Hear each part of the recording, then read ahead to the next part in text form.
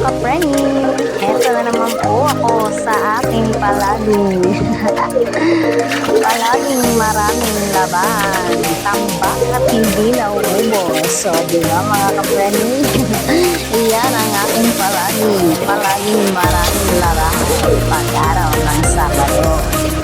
Ang aga ko nga po pala nagsimula ng mga labahin ko dyan mga ka-preni, kaya naman wala nang suklay-suklay ang ka-preni nyo ay diretso puyot na laang sa kanyang mga buto. Ay siya, nagpariban ka pa kung lagi mo rin naman tinatali ang yung buhok, hinday.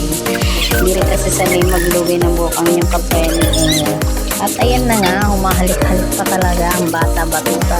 Para lang payagan siya ma-experience ang paglalaba. Akala kasi ng batang ko lahat kong ginagawa ay puro lang paglalaro. At dahil mabait ang ka-preni niyo ay pinayagan din naman ako. At saka ikawawa naman, tulog ang kanyang kalaro, wala ang kanyang baby brother, tulog po. At ang kanyang Papa Eds ay tulog din. Kaya naman naboboring daw siya. Gusto niya akong tulungan sa mga oras na yun. Sabi ko naman, o siya, sige, para magbanding tayo ng labahin natin. Napakarami nito, baka mapabilis. Ewan, mapapabilis ba o lalong tatagal kapag na. So, at malaking bagay din naman na matutunan ng mga bata ang mga gawain bahay. Siyempre, para sa kanila rin yan paglaki. At kasing batang to ay sinanay ng lola ima niya na nabubuhay pa. Kaya mo siyang ma-experience sa mga bagay-bagay kasama ka. Para din naman yan sa kanyang paglaki.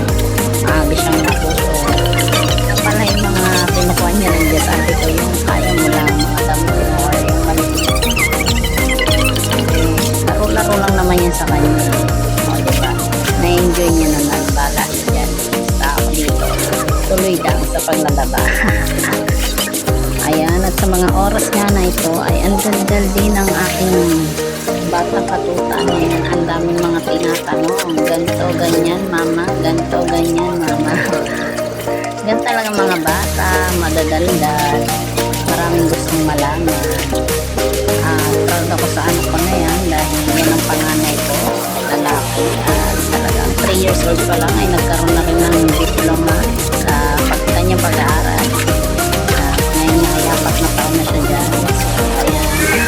Sobrang kulit. Explorer yung batang Maladora ba? Dora the Explorer. Taon ng tao dyan dahil napakalandi niya. Ako paulit-ulit hinahalikan. At syempre, kinikilig tayo as a nanay. Nakakawalan ng pagod yung mga halik nila. Mga ngiti nila. O, diba? Kami ni Mama, tapos tulog si Bibi, tulog si Papa. Kami ni Mama. Let's go, guys. Let's go. Panood mo guys to. Panood mo to, guys. Oh, kita mo naman talaga ang batang to. Abay, tuwan-tuwa ako sa voiceover niya. Nasasanay na rin mag-vlog. Abay, may future ang bata. Paglaki, vlogger din talaga. Dami kong tawad dyan dahil umalis lang ako saglit para kunin pa yung ibang labahan sa loob. Ay, nagsasalita rin ng ganyan. Hello guys, kita talaga. Sobrang proud daw sa bata niya. Sa edad niya yung napakataba ng utak. Iba na talaga ang Gen Z ngayon, grabe.